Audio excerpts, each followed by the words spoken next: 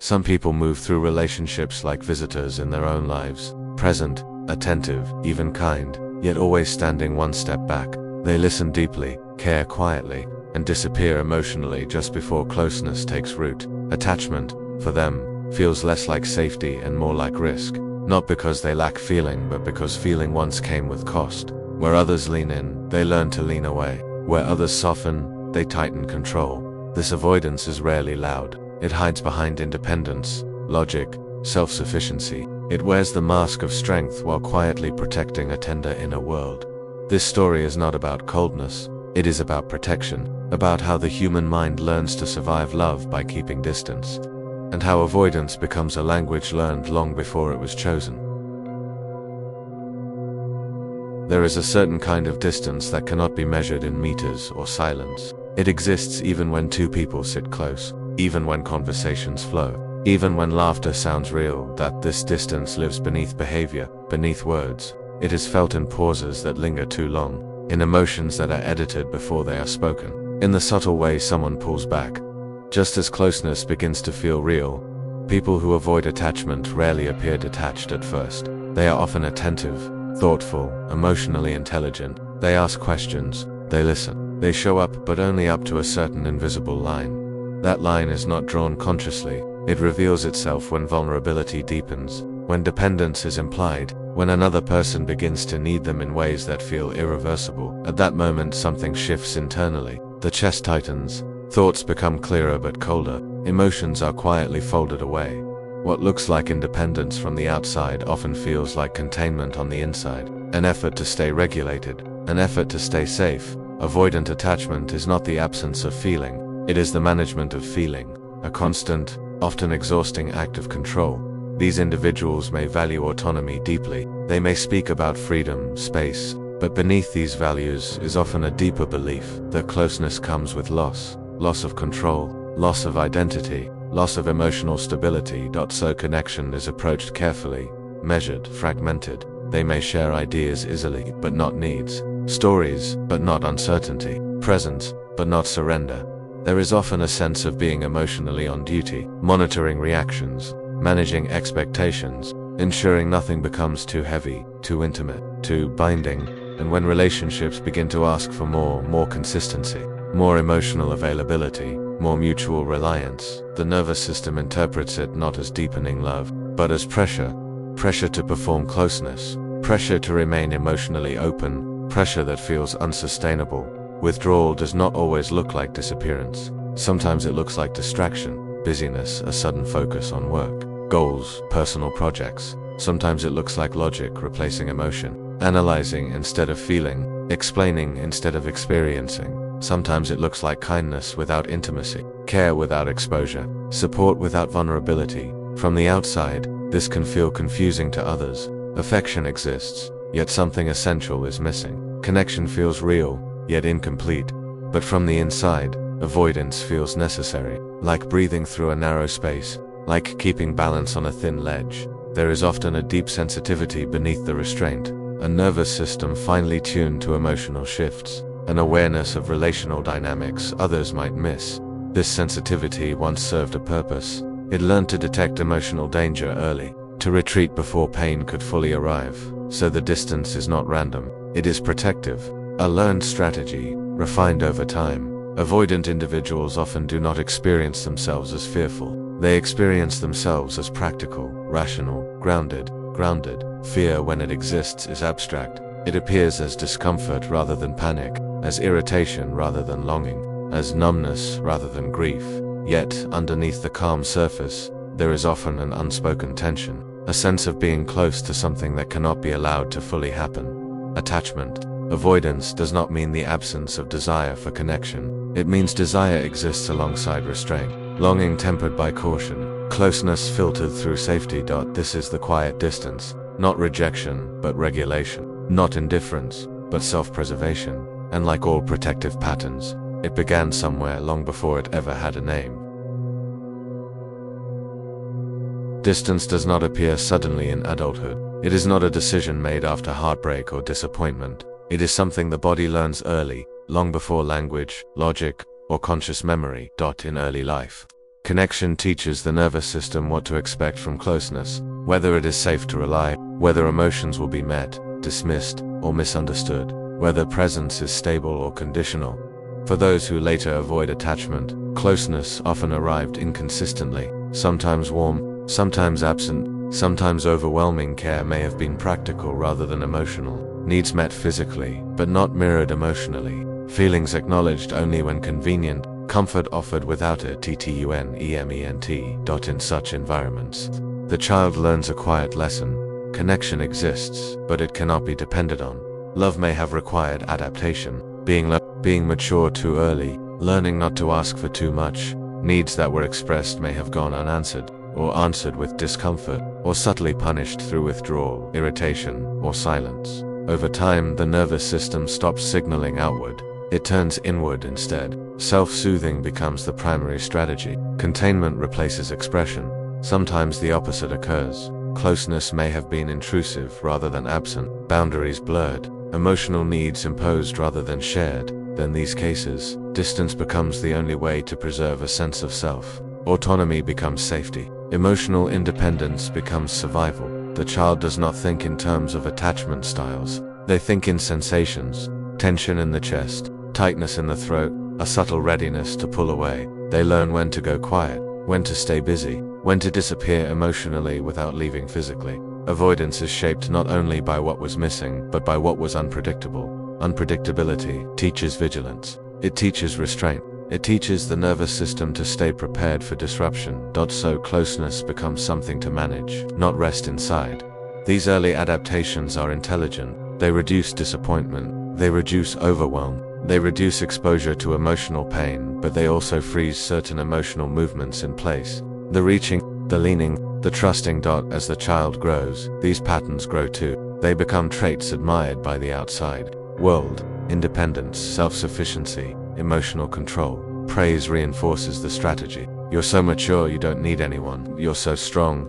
But strength learned this way carries quiet weight. It asks the nervous system to stay alert, even in safety. It teaches the heart to stay guarded, even in warmth. By adulthood, the origin is rarely remembered. There may be no clear trauma, no dramatic rupture, just a history of subtle emotional absence. Yet the body remembers. It remembers how closeness once felt unreliable, how vulnerability went unanswered, how safety required distance. So when intimacy arises later in life, the reaction feels immediate, instinctive, as if something essential is being threatened. The mind may say, "This is fine." The body may say, "This is too much." This mismatch creates confusion. Why pull away from something desired?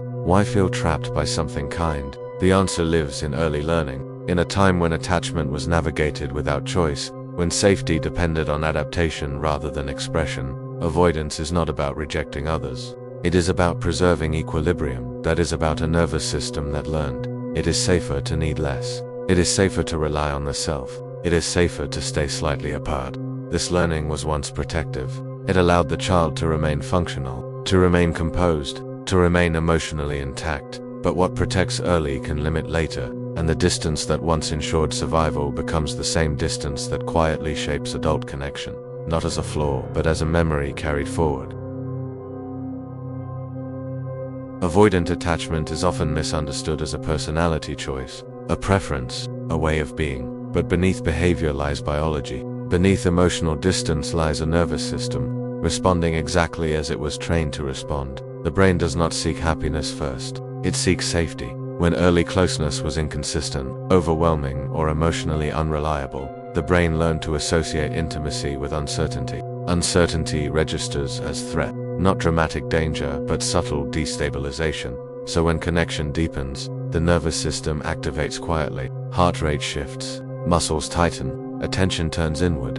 This activation does not always feel like fear. Often it feels like irritation, restlessness, a sudden need for space. The avoidant nervous system is efficient. It detects emotional escalation early, before dependency forms, before vulnerability deepens. This efficiency is rooted in regulation strategies shaped over time. That in avoidant attachment, the brain leans toward deactivation. Emotions are dampened rather than amplified. Attachment signals are minimized rather than expressed. This is not emotional numbness. It is emotional modulation. The prefrontal cortex, the area responsible for reasoning and control, often becomes dominant. Logic steps in quickly. Analysis replaces sensation. Explanation replaces feeling. This shift provides relief, clarity, distance from emotional intensity. At the same time, the limbic system, the emotional center, learns to quiet its signals. Longing is softened. Need is reduced. Attachment cues are muted. The result is a nervous system that remains calm by staying slightly disengaged.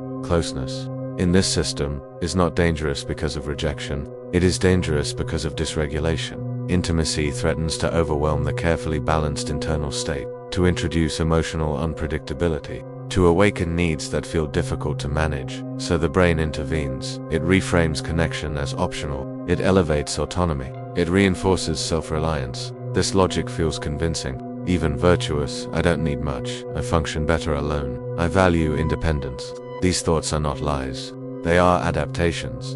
The avoidant brain also learns to associate emotional reliance with loss of control. Control, in early life, was often the only available safety, so emotional self-sufficiency becomes central. Depending on another person feels like surrendering stability. When relationships begin to ask for emotional availability, the nervous system reacts automatically, not with panic, but with subtle withdrawal. Attention shifts outward, focus moves to tasks. Emotional presence thins, thus is regulation in action. Neuroscience shows that repeated patterns of emotional suppression strengthen neural pathways. Over time, the brain becomes more efficient at disengaging from attachment signals. This does not erase emotion, it reroutes it. Feelings may emerge later, privately, in solitude, often on shows. The avoidant individual may feel deeply, but only where safety is fully controlled. What appears as emotional coldness is often emotional containment. What appears as detachment is often nervous system self-management. Brain is doing what it learned would keep equilibrium intact, and because this regulation strategy works because it reduces overwhelm, it is reinforced again and again until closeness itself begins to feel unfamiliar, even when desired. The tragedy is not a lack of capacity for attachment. The capacity exists fully. What is missing is association. Closeness has not yet been paired with safety in the nervous system, so the brain continues to protect, not against love, but against emotional destabilization. Avoidant attachment is not the absence of bonding mechanisms. It is the prioritization of regulation over connection, a system designed to remain composed, even at the cost of intimacy. And as long as the brain believes distance equals safety, it will choose distance quietly, automatically, without needing permission. Inside the avoidant individual, there is rarely emptiness. There is movement, contradiction, a quiet negotiation that never fully rests. Desire does not disappear, simply because it is restrained. Longing still arrives, sometimes unexpectedly, sometimes at inconvenient moments. Connection is wanted, but on terms that feel safe, predictable, contained. This creates an internal divide. One part leans forward, it notices warmth, shared moments, the comfort of being understood. Another part steps back immediately. It scans for pressure, for expectation, for the subtle pull toward dependency. This is not indecision, it is dual awareness. The avoidant individual often feels most alive at the beginning of connection, when intimacy is light, when curiosity outweighs responsibility, when closeness does not yet ask for continuity. As attachment deepens, tension follows, not because interest fades, but because the cost of staying emotionally present increases. The mind begins to search for reasons to create space. Differences feel larger, flaws feel more significant, distance feels justified. This process can feel confusing even internally. Affection remains, yet discomfort grows. Desire exists, yet withdrawal feels necessary. This is the tug of war. One side holds the memory of emotional overwhelm, the other holds the hope of connection. Neither is false. Neither is fully in control. Avoidant individuals often experience guilt during this process. Guilt for pulling away, for not feeling as available as expected, for needing space that cannot be easily explained. At the same time, there is resentment. Resentment toward perceived demands, toward emotional expectations, toward the idea of being needed. These emotions coexist without resolution. Guilt and irritation, longing and resistance. So the system does what it knows how to do. It reduces exposure. Conversations become shorter. Emotional sharing becomes selective. presence becomes functional rather than intimate. This creates temporary relief. Space restores balance. Distance calms the nervous system. But relief is not the same as peace. Over time, patterns repeat. Relationships stall at a familiar depth. They feel meaningful yet incomplete. The avoidant individual may wonder why closeness always feels heavy, why staying feels harder than leaving, why independence feels safer than intimacy. Often the answer is not lack of care, it is the fear of losing internal stability. Attachment requires emotional flexibility, the ability to move with another person's needs, moods, and vulnerabilities. For the avoidant nervous system, flexibility once meant danger, so rigidity became safety.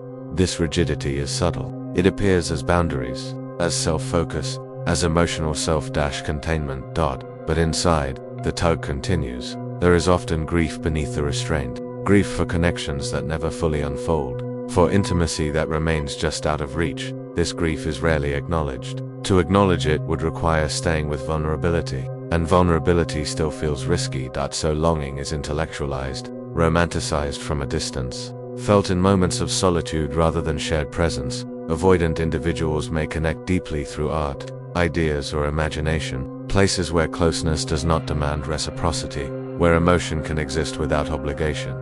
But human attachment is not abstract. It requires staying, even when discomfort arises. This is the core conflict, the desire to be close without being consumed, to be loved without being depended upon. Until this tension is seen, not judged, not forced, it continues to quietly shape behavior.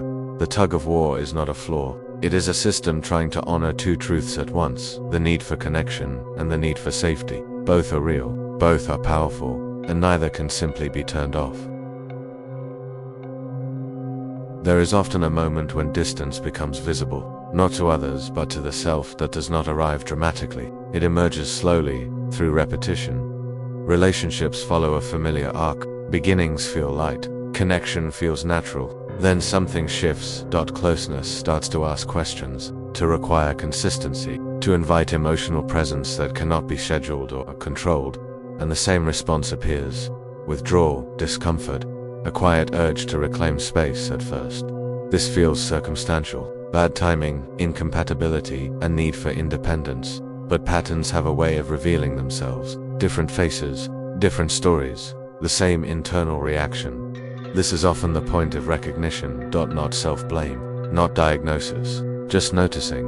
Why does closeness feel heavy after a certain point? Why does emotional availability feel like effort rather than ease? Why does distance bring relief rather than loneliness? Recognition does not mean understanding everything at once. It means something softens. A curiosity replaces defensiveness. The avoidant individual may begin to sense that the problem is not other people's expectations, but the nervous system's response to them. There is often grief in this awareness. Grief for connections that were real but unfinished, for warmth that could not be stayed with. This grief is quiet. It does not demand expression. It simply lingers. Recognition also brings compassion, often for the first time. The distance is no longer seen as coldness. It is seen as protection. Protection that once made sense. Protection that still activates automatically. This shift in perspective changes the inner dialogue. Less justification, less self-criticism, more understanding. Avoidant individuals often realize they have been asking the wrong question. Not why do people want so much, but why does this feel like too much? This question opens space. It allows memory to surface, body sensations to be noticed, emotional history to be acknowledged without overwhelm. Recognition is not about forcing closeness. It is about naming the pattern. Naming creates distance from automatic response. It allows choice to slowly re-enter the system. For some, recognition comes through loss. A relationship ends. The relief is immediate, but so is the emptiness. This emptiness is different from loneliness. It is the absence of something that never fully formed. For others, recognition comes through staying, choosing not to leave immediately, noticing discomfort without acting on it. Both paths lead to the same realization. Avoidance is not freedom. It is a narrow form of safety. That this realization can feel destabilizing. If distance is no longer the unquestioned solution, what remains? The answer does not arrive quickly, and it does not need to. Recognition is a pause, a moment where patterns loosen slightly, where the nervous system begins to notice itself. There is no demand here, no expectation of change, only awareness. awareness that attachment has been navigated through caution, that independence has been used as armor, that closeness has been filtered through old learning. This awareness does not erase the need for distance. It simply places it in context, and context creates gentleness. The moment of recognition is not the beginning of healing, but it is the beginning of honesty, an honesty that says, this is how safety has been maintained, and quietly wonders, what else might be possible, without urgency, without force. Just a willingness to see the pattern clearly, and without shame. Healing, for the avoidance system, does not begin with closeness. It begins with safety, not the kind demanded by others, but the kind felt internally. A nervous system shaped by distance cannot be rushed into intimacy. Speed feels like threat, expectation feels like pressure, intensity feels like loss of control. So integration happens quietly, through small shifts rather than dramatic change. Safety, here, is not the absence of distance, it is the presence of choice. The avoidant individual begins to notice that space and connection do not have to cancel each other out, that proximity can be entered gradually, that emotional presence can be flexible. This learning does not come from forcing vulnerability, it comes from staying regulated while close. Moments of connection are allowed to end naturally, not stretched beyond capacity, not abandoned prematurely. The nervous system begins to associate closeness with neutrality rather than threat, not overwhelming joy, just tolerable presence. This is how new associations form. Emotions are allowed to exist without immediate action. Discomfort is noticed, not obeyed. Distance is chosen, not reacted into.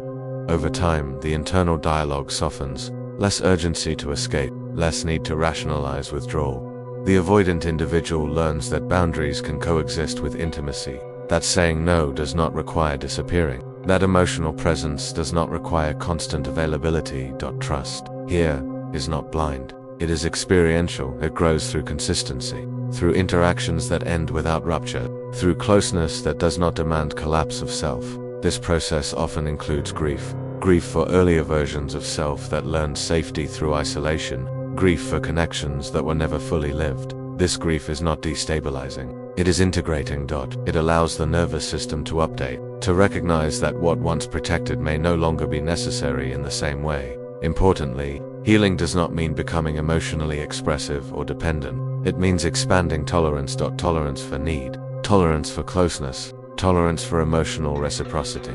The avoidance system does not lose its strength in this process. It gains flexibility. Independence remains, but it is no longer rigid. Autonomy remains, but it is no longer defended. Closeness becomes something that can be entered and exited without panic, a place to visit and eventually, a place to rest. This does not happen linearly. Old patterns resurface. Distance still feels tempting, but the relationship to distance changes. It becomes an option, not a reflex. That this is integration, not the removal of protection, but the updating of it.